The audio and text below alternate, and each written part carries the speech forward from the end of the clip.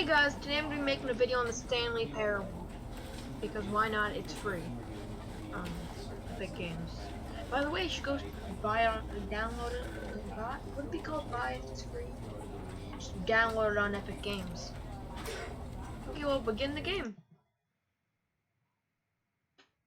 The end is never. The end is never. This is the story of a man named Stanley. Stanley worked for a company in a big building where he was employee number 427. Employee number 427's job was simple. He sat at his desk in room 427 and he pushed buttons on a keyboard. Orders came to him through a monitor on his desk, telling him what buttons to push, how long to push them, and in what order. This is what employee 427 did every day of every month of every year. And although others might have considered it soul-ending, Stanley relished every moment that the orders came in, as though he had been made exactly for this job.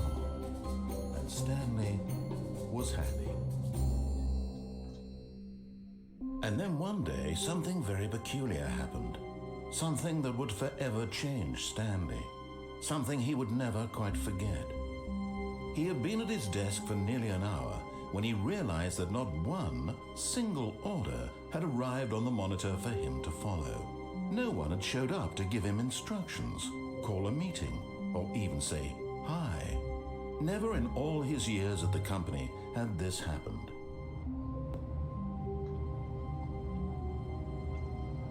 Okay, so we're in, it seems.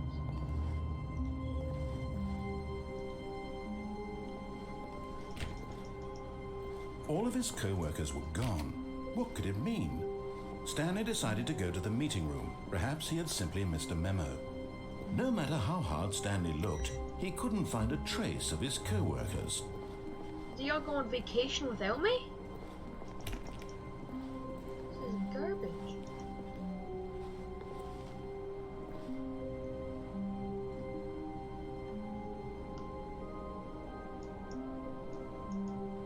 This is really weird.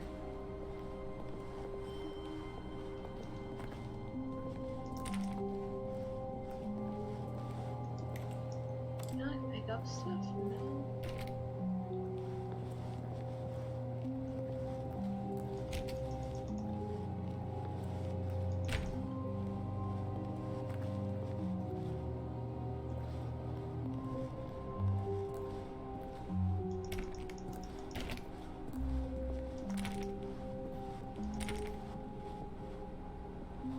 When Stanley came to a set of 2 open doors, he entered the door on his left. Okay. I never graduated preschool, so I'm gonna just This was choose. not the correct way to the meeting room, and Stanley knew it perfectly well. Perhaps he wanted to stop by the employee lounge first, just to admire it. Yes, the employee lounge. Ah, yes, truly a room worth admiring. It had really been worth the detour after all, just to spend a few moments here in this immaculate, beautifully constructed room. Stanley simply stood here, drinking it all in.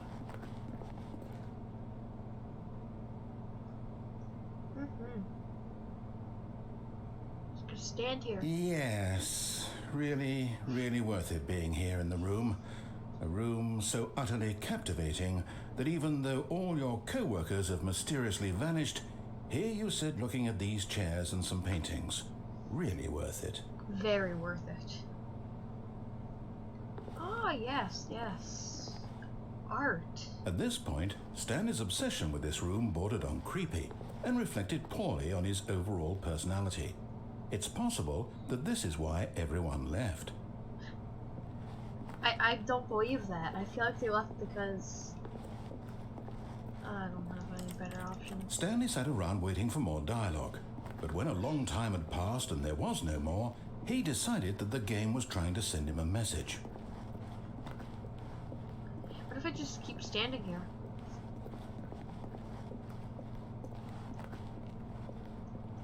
I can't jump. I wish you could jump.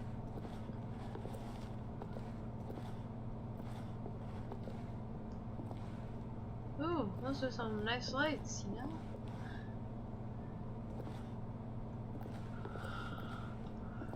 What time is it? Oh my god, does the clock actually work?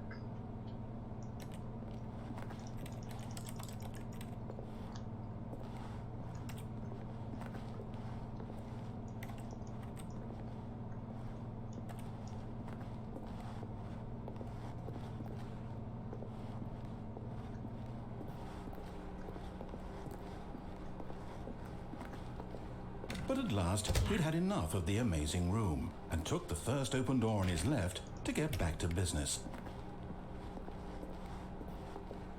Yes. No. Stanley was so bad at following directions, it's incredible he wasn't fired years ago. I am the best at everything.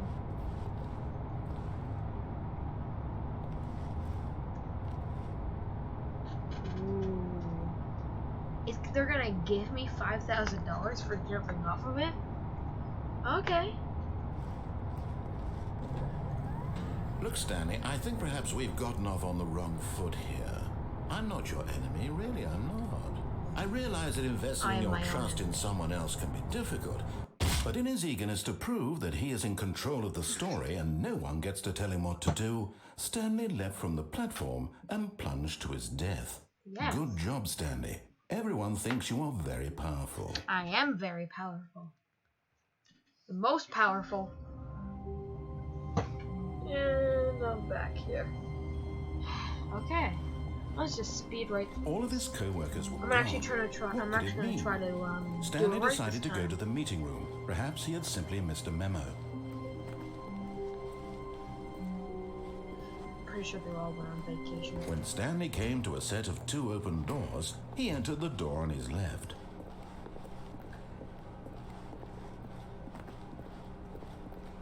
Yet there was not a single person here either. Feeling a wave of disbelief, Stanley decided to go up to his boss's office, hoping he might find an answer there. How to solve dispute with a coworker. Let it ball up inside you, take it out, passive aggressively on other coworkers, resent coworkers for not supporting you more. Using slides to assure your employees that everything is okay. Make sure you slide the stick blue graphic in the header and throw some bevel on all the text. F1 is unique. You most of all. I am very unique. To do synergize core value expenditures. Number of slides on this slide. Slides, charts and slides. Rate at which charts on the same slide deposit on the same information. Rate of increase in the graph per slide. Please, no more charts, please, I'm begging you. The Boss Appreciation Minute. On your Boss Appreciation Minute worksheet, circle the top 20 things you love most about your boss. Fill out the triplicate and return to your Boss Appreciation Specialist.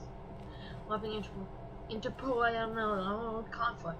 If you ever get yourself in conflict with another dejected employee like yourself. Oh god. What are your dreams of the future? Success, transcend, plant life, football, travel, metamorphosis, comatose. Less air, spring break, clean skin, tips for not. Okay, back to the start. That's great.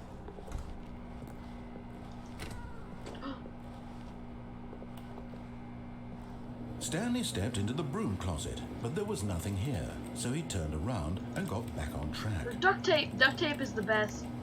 Duct tape is worth all the time, but I am going to leave this. Coming to a staircase, Stanley walked upstairs to his boss's office. In the dark abyss. I feel like I'm gonna get too much into a story. I might go. I'm going downstairs.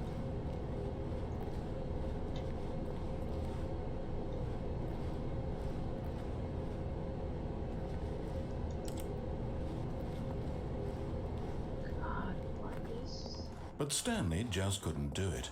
He considered the possibility of facing his boss, admitting he had left his post during work hours. He might be fired for that. And in such a competitive economy, why had he taken that risk? All because he believed everyone had vanished? His boss would think he was crazy. And then something occurred to Stanley. Maybe, he thought to himself, maybe I am crazy. All of my co-workers blinking mysteriously out of existence in a single moment for no reason at all. None of it made any logical sense. And as Stanley pondered this, he began to make other strange observations. For example, why couldn't he see his feet when he looked down? Why did doors close automatically behind him wherever he went? And for that matter, these rooms were starting to look pretty familiar. Were they simply repeating? No, Stanley said to himself, this is all too strange. This can't be real. And at last, he came to the conclusion that had been on the tip of his tongue. He just hadn't found the words for it. I'm dreaming, he yelled. This is all a dream. Oh, what a relief Stanley felt to have finally found an answer, an explanation. His co-workers weren't actually gone. He wasn't going to lose his job. He wasn't crazy after all. They're gone. And he thought to himself, I suppose I'll wake up soon. I'll have to go back to my boring real-life job pushing There is no boss, buttons. I'm guessing. I may as well enjoy this while I'm still lucid. So, he imagined himself flying and began to gently float above the ground. Then he imagined himself soaring through space on a magical starfield, and it too appeared. It was so much fun, and Stanley marveled that he had still not woken up. How was he remaining so lucid? And then perhaps the strangest question of them all entered Stanley's head. One he was amazed he hadn't asked himself sooner. Why is there a voice in my head dictating everything that I'm doing and thinking? That's a good Now question, the voice was describing itself being considered by Stanley, who found it particularly strange. I'm dreaming about a voice describing me, thinking about how it's describing my thoughts, he thought. And while he thought it all very odd, and wondered if this voice spoke to all people in their dreams, the truth was that, of course, this was not a dream. How could it be? Was Stanley simply deceiving himself, believing that if he's asleep, he doesn't have to take responsibility for himself? Stanley is as awake right now as he's ever been in his life. Now, hearing the voice speak these words was quite a shock to Stanley. After all, he knew for certain, beyond a doubt, that this was in fact a dream. Did the voice not see him float and make the magical stars just a moment ago? How else would the voice explain all that? This voice was a part of himself too. Surely, if he could just... That's definitely it. He would prove it. He would prove that he was in control, that this was a dream. So he closed his eyes gently, and he invited himself to wake up. No! He felt the cool weight of the blanket on his skin, the press of the mattress on his back, the fresh air of a world outside this one. Let me wake up, he thought to himself. I'm through with this dream. I wish it to be over. Let me go back to my job. Let me continue pushing the buttons. Please, it's all I want. Let's push the buttons. I want my apartment, and my wife, and my job. All I want is my life exactly the way it's always been. Get a house. My life is normal. I am normal. Everything will be fine. God, I'm tired. I am okay. Open your eyes. And you're still here. Stanley began screaming. Please, someone, wake me up. My name is Stanley. I have a boss. I have an office. I am real. Please, just someone tell me I am real. I must be real. I must be. Can anyone hear my voice? Who am I? Who am I? And everything went black. No, it was red for a second. This is the story of a woman named Mariella. What? No. Mariella woke up on a day like any other. She arose, got dressed, gathered her belongings, and walked to her place of work. But on this particular day, her walk was interrupted by the body of a man who had stumbled through town talking and screaming to himself, and then collapsed dead on the sidewalk. Oh. And although she would soon turn to go call for an ambulance, for just a few brief moments, she considered the strange man. He was obviously crazy. This much she knew. Everyone knows what crazy people look like. And in that moment, she thought to herself how lucky she was to be normal. I am sane. I am in control of my mind. I know what is real and what isn't. It was comforting to think this, and in a certain way, seeing this man made her feel better. But then she remembered the meeting she had scheduled for that day, the very important people whose impressions of her would affect her career, and by extension, the rest of her life. She had no time for this, so it was only a moment that she stood there, staring down at the body. And then she turned and ran. Huh. Wow. That's sad.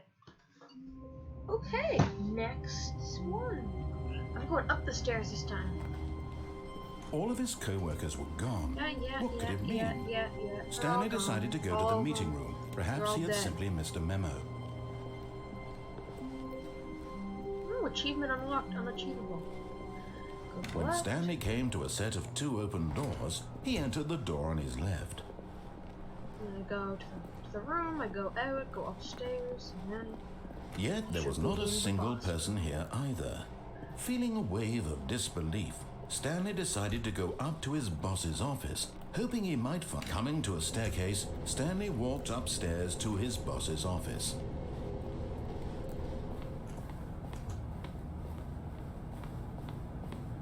Stepping into his manager's office, Stanley was once again stunned to discover not an indication of any human life.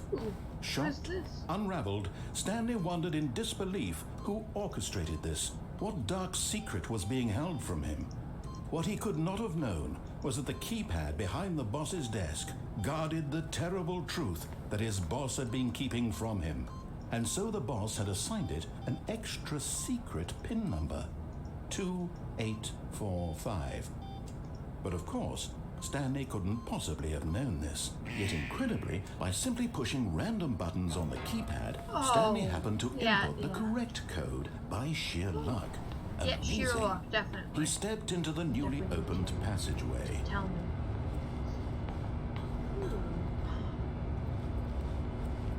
It's like Portal.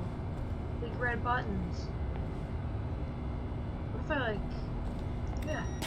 Oh, I tried to jump out right as I could. Go faster. Ah, wood. Why couldn't I have actually gone down the elevator? Descending deeper into the building, Stanley realized he felt now a you bit turn the peculiar. button off, do you? It was a stirring of emotion in his chest, as though he felt more free to think for himself, to question the nature of his job. Why did he feel this now, when for years it had never occurred to him? This question would not go unanswered for long.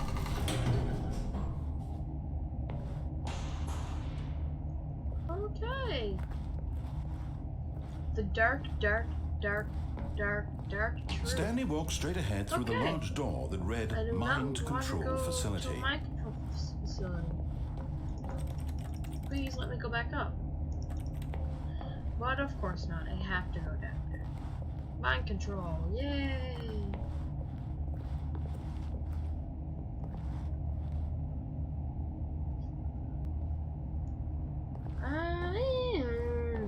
I don't like mind control.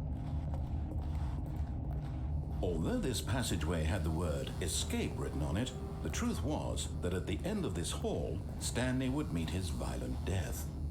You tell me that so I'll go back. Yeah, no. I'm going forward. The door behind him was not shut. Stanley still had every opportunity to turn around and get back on track. Yeah, turn around, mind At this control. point, Stanley was making a conscious, concerted effort to walk forward and willingly confront his death. Yes. It's what I've always wanted.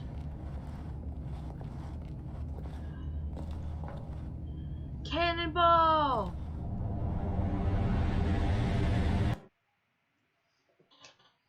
Yes.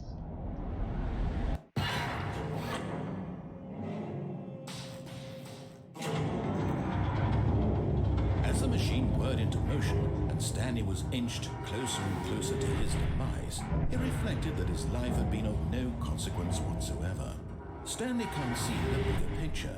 He doesn't know the real story, trapped forever in his narrow vision of what this world is.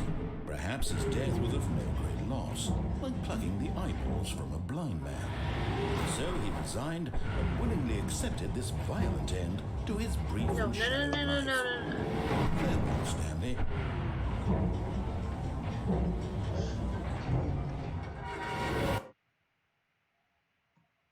"Farewell, Stanley," cried the narrator, as Stanley was led helplessly into the enormous metal jaws.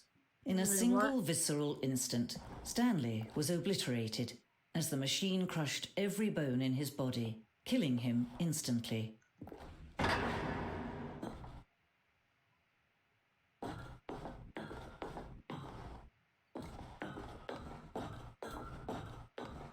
Stanley Parable. And yet it would be just a few minutes before Stanley would restart the game, back in his office, as alive as ever. What exactly did the narrator think he was going to accomplish? I get juked, narrator. I'm gonna stop the video after this one, so deal with that. The Stanley Parable. God, When every path you can walk has been created for you long in advance, death becomes meaningless, making life the same. Do you see now? Do you see that Stanley was already dead from the moment he hit start?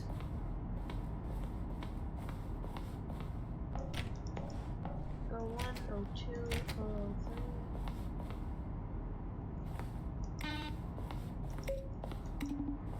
3. Credits. Take it all in.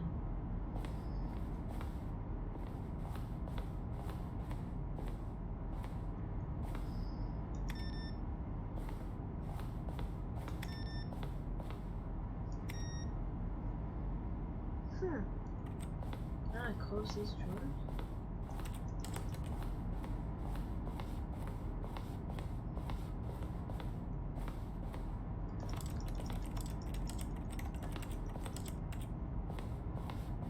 Nature painting.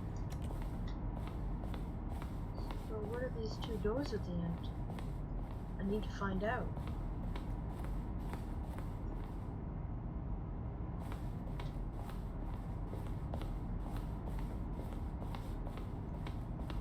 Office clock. Does my life have any purpose?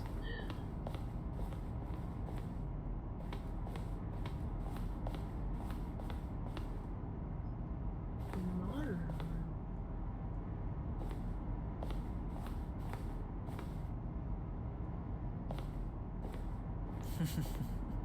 Oh, look at these two. How they wish to destroy one another. How they wish to control one another. How they both wish to be free. I need to.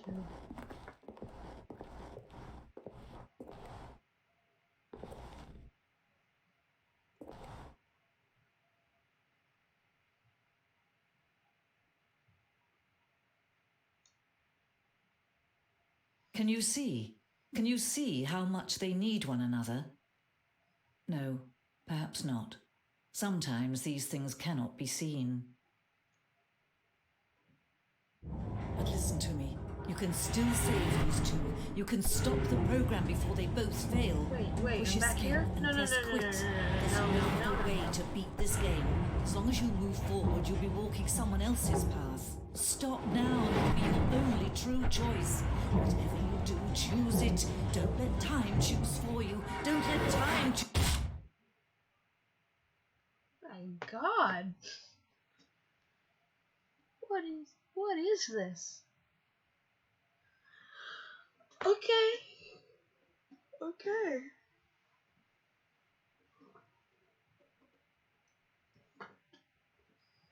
Well, guys, that's the end of this video, I guess. Nothing's happening.